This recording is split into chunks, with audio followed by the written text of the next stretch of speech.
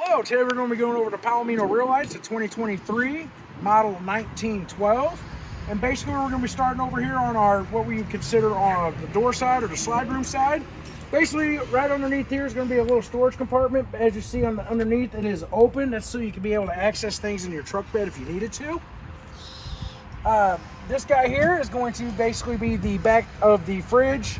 There isn't really anything you have to do in here. It's generally going to be a maintenance only or service only. The only thing you would maybe do is take this guy off and check for mud dauber or wasp nest in here, because they can kind of obscure from proper, the breathing if you're propane if you're trying to use that.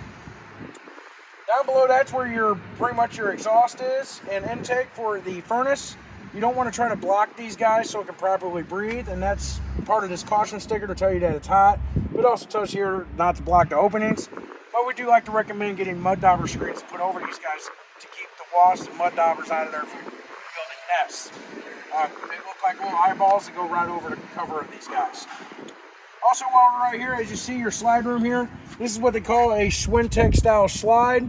One thing you have to know with these guys, these rails are to never be lubricated. All right. The reason why is because they pretty much have independent motors at the top, and they talk through a communication panel to operate and come in.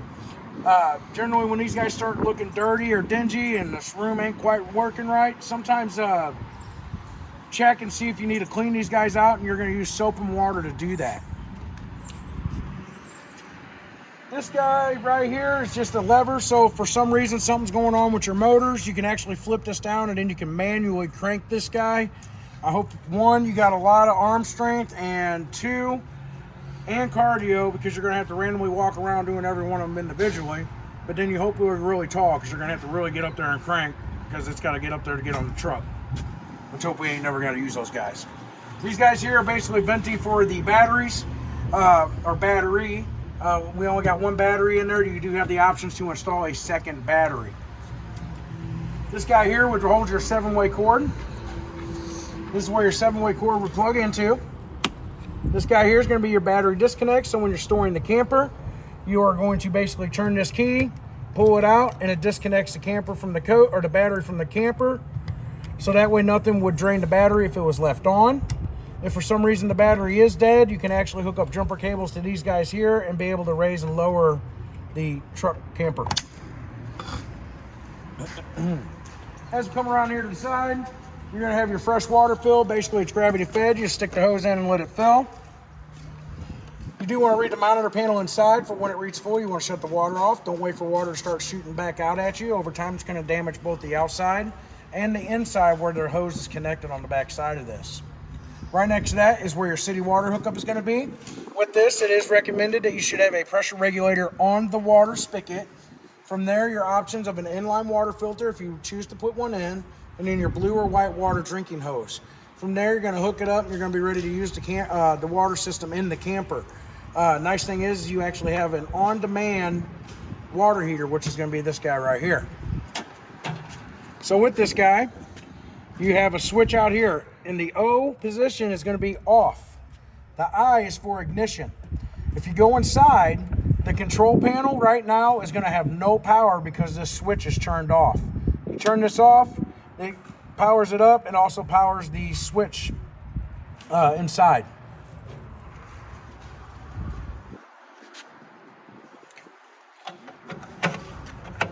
I see a cap here, so I was trying to see where it goes.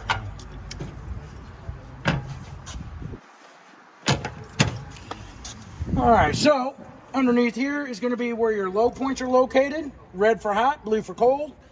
Generally, when you go to winterize your coach, you're going to take those caps off and then open your faucets, get most of that water out of the unit. You would turn on your water pump to help siphon any excess water out for you. Then you'll put those caps on and you can winterize your coach. When you go to winterize, you will winterize the water heater as well, because it isn't on demand. That water's got to flow through it. But you'll turn this switch off inside here so that it's not trying to heat that antifreeze up. You do have a 110 outlet out here. You do got cable and satellite hookups. Basically, if you had a satellite dome, it'll hook up to that. If you're using a campground cable, you would hook up to here, and you have to turn off the TV antenna booster for that signal to come through, and I'll show you that once we have stepped inside. Your vent for the stove, that guy does have to be open when you're cooking. We also do got our speakers out here for the stereo system. I'll show you how to turn those on and off out once we have stepped inside. As you see, I do have the awning lights on. I do not have our awning open because we've been having pretty much we're under storm advisory right now, but we've been having sudden gusts, strong gusts of winds. Strong enough gust of wind can cause both damage to the awning and the camper if you are not careful. So please be mindful of that. The best way to know is if the camper is being unattended to, you should have that awning brought in. Then down here, you got a little access panel area there. That's all that basically really is. It's just the access panel. As you see here, you lift this guy up, and that's where you'll be able to hook up to dump your tanks. Inside here is where your 20-pound or 30-pound tank is going to be located. This has been filled, minus what we use to test the propane system with. You do also have an outside shower where you got the option of hot and cold water. These little clips right here, you see these on each end. This is so that you're able to kind of help better really secure the awning. They sit, when you bring your awning all the way out, they sit on the rail, and pretty much they just pop, they would pop open to break it loose, and it comes out. You'll turn it sideways to lock it into place, and then that other piece basically will sit in here, and then this pushes down to lock it into place. And then from there, you're able to basically extend the arm out. There's gonna be a plastic gray looking piece. It's usually about yay long. You're gonna lift that up, but then you're gonna continue to flip it. It almost feels like you're getting ready to break that handle, okay? So just be mindful of that. It feels like you're gonna snap it in half. But it's got a tight, firm, when it locks in, it's tight. As we come around here to the side, whenever you're gonna be dumping, basically that's gonna be right inside this compartment here is where your valve handles are. You got black for the black tank and gray for your gray tank. You do have storage underneath these guys here on both sides. A lot of times people will store the power cord in here. You got these little holders here to where you could put a flag in there if you wanted to. We do have the ladder to the roof. Basically, we're not trying to go up there and have parties, but this is so you can get up there and inspect the roof. Basically, you're trying to check the sealant around your vents and things along that nature to make sure that they haven't created air bubbles being drove down the road during the summertime where it's softened that sealant. The sun has softened the sealant and created those air bubbles, or over time, that sealant will start to dry out and cracking. When that happens, you want to clean that surface and you can put new lap sealant over it. We do got our outside light here that does have a little motion sensor icon or indicator on it. That's going to be controlled from the inside. So your lights here, basically when you plug your 7-way in, it's even got the reverse lights on this guy as well. Let's see here, and then from there we've basically made our way to the door. This guy here just basically just folds up and sits like so during travel.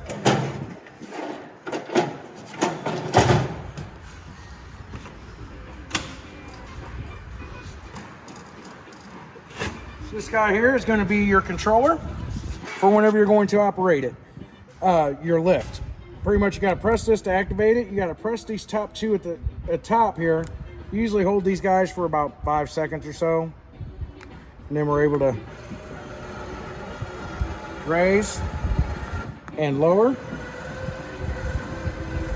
And these guys this controls all 4 jacks, and then these guys here are individually controlling individual jack legs. When you're doing this, you do always want to walk around and watch it.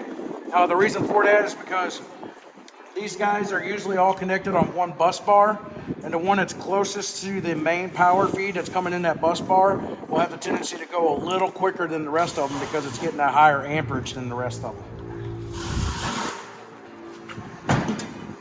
Alright, as we go to step inside, you got your fire extinguisher located right here. And then I tricked you, I ain't going inside just yet. Basically, for your door, you're going to have a purple key. For the door handle itself, you would turn the key to the right and it locks the door handle. For the deadbolt down here at the bottom, you have to turn the key to the left and you're unable to pull that key out. You have to turn the key straight back up and down to pull it out. If you turn the key to the right thinking you locked your deadbolt, but you're able to pull that key out, it shows you did not lock the deadbolt. And then the red knob on the inside is so you can lock that deadbolt. Woohoo, woohoo. This sticker right here, try to get a good nice close up so you guys can see that. If you guys ever lose your key, this is going to be the key, or the number for the key, so you can get a replacement. It's a G352. All right, as we step inside, basically right here on the door, this is going to be your switches to bring your slide room in and out. You do got storage here on the side. We got our speakers on the inside here. I'm going to turn that down a little bit so you guys can hear me. We'll come back to that in just a minute. We got our recliners. Pretty much you pull these handles and it'll recline up for you guys. These guys here will easily pop right out, but pretty much gives you a nice little writing table, so you guys can be able to write notes down, or you try to use it as a food tray if you want, but it's just not a very big tray. Down here is going to be where your furnace is. It comes out here directly. There is a little window in here for when it is lit. If you ain't sure it's on, you can actually look down there and see through the window and see the flame. Next, we're going to have our fridge. So with the fridge, our controls are going to be up top. Basically, you got your on and off, and then your options of auto or gas. In auto, it's always looking for 110. And if we were to lose power at a campground, or if we just somehow lost power, as long as the propane is on, it will automatically switch over to gas. But you ain't going to know that it fired on gas unless this check light would come on. Basically, this guy would beep at you, and you would look, and this check light would either be solid or it might be flashing, telling you that it didn't ignite on propane. From there, we want to look and see, did we forget to turn the tank on? Is the tank possibly empty? You know, a couple of things along that nature. This guy is actually already really nice, good, and cold. And you do also have startup instructions right here as well.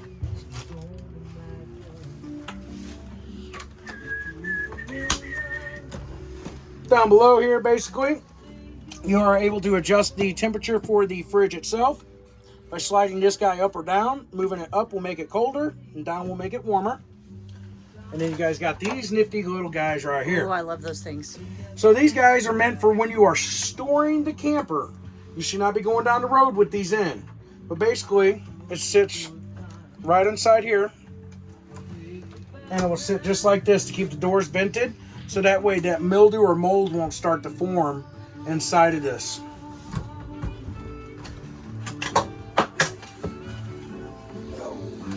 And it does come with two of them for the freezer as well. Let's go ahead and turn this guy off real quick. You do got storage over here on this side as well. And each side does have storage on the sides and all the way around the bed. Each side does have its own lights, so when you first push the button, it'll light up the little half crescent moon around the light switch. If you push it again, it will light up the light itself, and then on the third time, it actually lights them both up. Each side has 110 outlets that are GFCI protected and USB outlets. Over here is going to be where your fire exit window is, so if you cannot make your way to the door, it is on a hinge, so it will swing all the way open so you can get out. Over here is going to be where our TV is located and our TV antenna booster. So right now that's on. You push that button, you turn it off. And then from there you would go into channel search, switch the settings to cable, and then scan for channels. Right now we are having some interference with the weather that's coming in. So the TV has not been wanting to cooperate with me for the last hour or so. See if it wants to give me something. But I don't think it's going to. It's been being temperamental. Well, it's giving me something. As you see, we're a little spotty. So basically, when you get to a new area, you do got to scan for channels. To do so, you would press the menu button. I like to push the arrow key back one time. It'll take you to channels. Go down, and then from there, you choose air or cable. And then go down to auto scan. And then it'll ask you, are you sure you want us to auto scan? And then click over to yes, and then start that scan. It has also got your auxiliary hookups here. On the back side of this, it is tied into the radio. So this guy is your CD player, but also your DVD player. So I do like to say, when you are watching movies, make sure you have speaker zone B turned off, because those are your outside speakers. If that is on, the people outside will be able to hear the movie with you.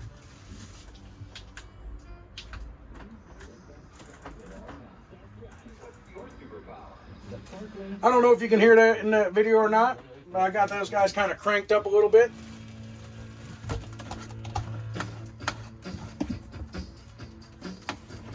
Just want you guys to be able to hear that those outside speakers are working, and they actually are not too shabby. Not bad speakers. I do always like to say, though, when you are watching a movie, have that zone turned off, especially if you guys are trying to have a nice little romantic evening, you're trying to spice up the night, and you put a risque movie in there. We don't need those people outside hearing that movie. One, you're going to get a knock on the door for either two different reasons. Either one, my kids are hearing funny noises coming from your speakers, or two, hey, you guys need an extra hand. Let's just be real, there are those kind of people out there. You do have a remote for the radio and for the TV. And there's a nice little cubby space right down here. Stick those guys in there. This is going to be your nice little manual crank if you needed it. Also in there is going to be where your owner's bag is. Basically, most of the manuals for the appliances are going to be in here. Some things, a lot of places are starting to go paperless with manuals. So if there's a manual that's not in here, there's a possibility they've made it to an online manual.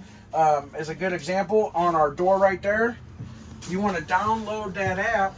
You'll put your camper information in, and it basically downloads like a PDF file for the manual for the coach itself.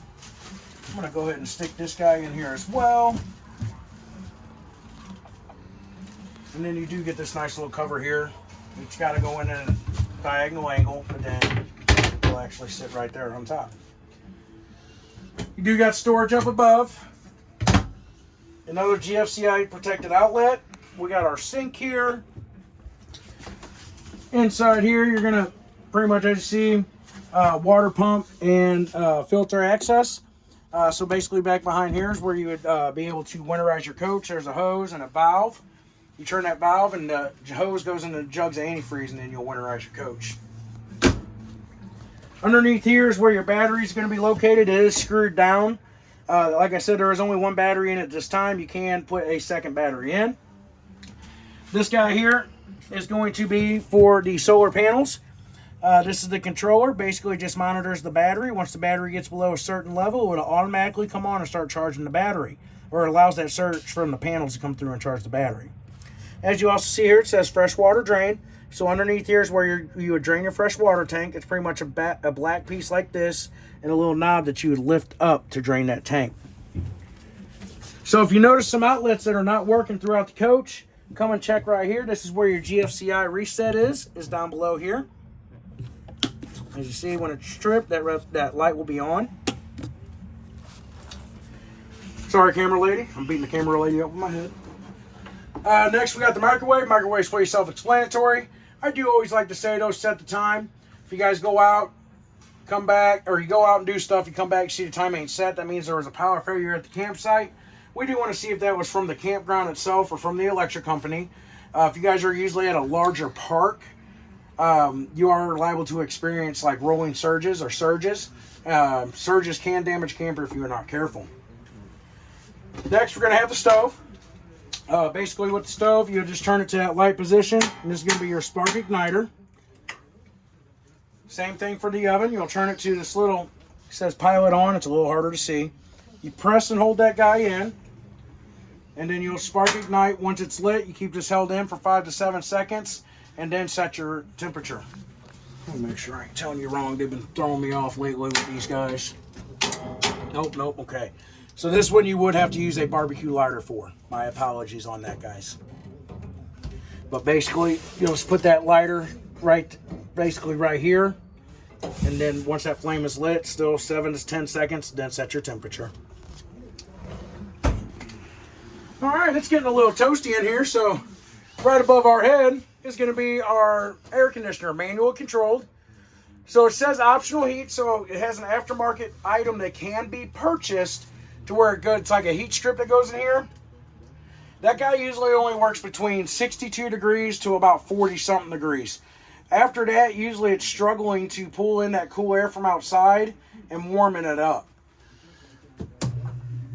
But then the blue side is going to be your air conditioning side. Gray is going to be just your fan. And then you got your temperature setting here. That was low, medium, and high. You can open this to direct dump, and you can just close these guys off. Whenever you are using these, Joe, generally you want to at least have 3 out of the 4 open, so that way it is doing the proper breathing. You do have a fan right above the bed as well. I did forget to show you guys that, and I apologize. I gotta try to talk a little louder so I can talk over the air conditioner. Over here's where our fuse control panel box is going to be located. Basically, to tell you the status of the battery, but then your tank statuses: fresh, black, and gray. You got the water pump. You're only using the water pump if you're using a fresh water tank. If you're hooked to city water, you do not need that guy. Tank heaters. So with the tank heaters, these guys basically have heating pads on the bottom of the tanks. Once it senses the tanks are below a certain temperature, as long as this switch is on, those pads will automatically come on and start heating the tanks back up, and then they shut off once they've reached a set temperature. It's all pre-built set temperatures inside the pads themselves. Then you got your living room light, porch light, awning light 1 and awning light 2. So you also have an awning across the back entry there.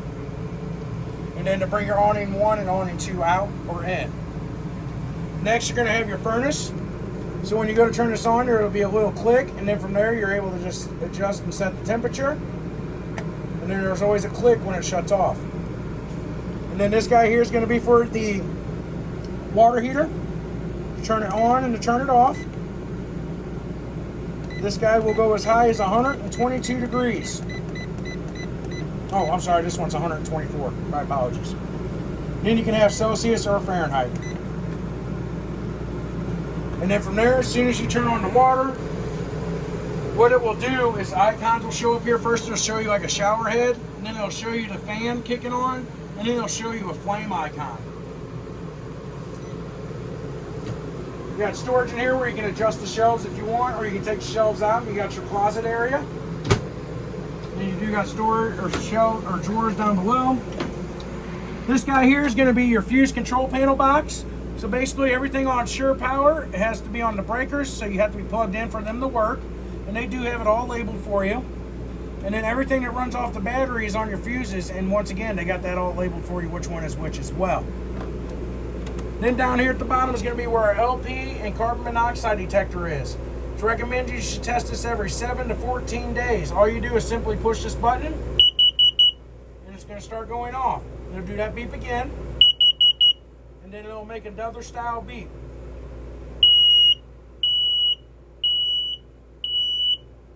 And then back to green. That's what this warning sticker here is to make sure you test this regularly. If this guy does start going off, you do want to take emergency precautions, and everybody needs to get out of the coach. The first person out of the coach is turning off the propane tanks. The second person coming out of the coach is trying to open a couple of windows. We're not trying to turn on any fans or anything, but we're also trying to get anything that breathes out of the coach. Then we're going to get 50 feet away for about 15 minutes. After that time frame, one person's going to come in. I always tell them right here. A lot of times you'll get people that's doing this number just leaning against this knob. Well, if the propane is on, those fumes are just coming out, and it'll cause that to go off. If it's not the stove, you turn your propane back on, but it starts going off again, turn it off and have it looked at and serviced, because it is sensing propane. Now with that said, there are some things that can cause that to go off, such as aerosol cleaners, or cleaning chemicals for that matter, hairspray, and animal gases. So please be mindful of that. Next, we're going to have our bathroom area. Try to slide around here. And I'll step down here. So whenever you are taking a shower, before using it says here, before using this guy here, to install a dry dock. Well, this here is your dry dock. Basically making sure you're not just standing in water when you're plugging it in. Basically that would come out when you're going to take a shower, which you would turn it on there, and then you lift this guy right here for the water to come through the sprayer head. It does have a shut off on it, but you wouldn't have to worry about that because you got the on-demand water heater. For your toilet, you would lightly press on this pedestal to be able to add water. All the way down is going to flush. It is always recommended that you should use a cleaning chemical in the tank when you first go to start using it. If you're using the liquid, 2 ounces are treated 40-gallon tank. I'm pretty sure the tank is not that large on this guy, so you can probably get by with just 1 ounce. You can either buy a shot glass and keep it in the medicine cabinet, or you can go 1 or 1.2, however you want to do that.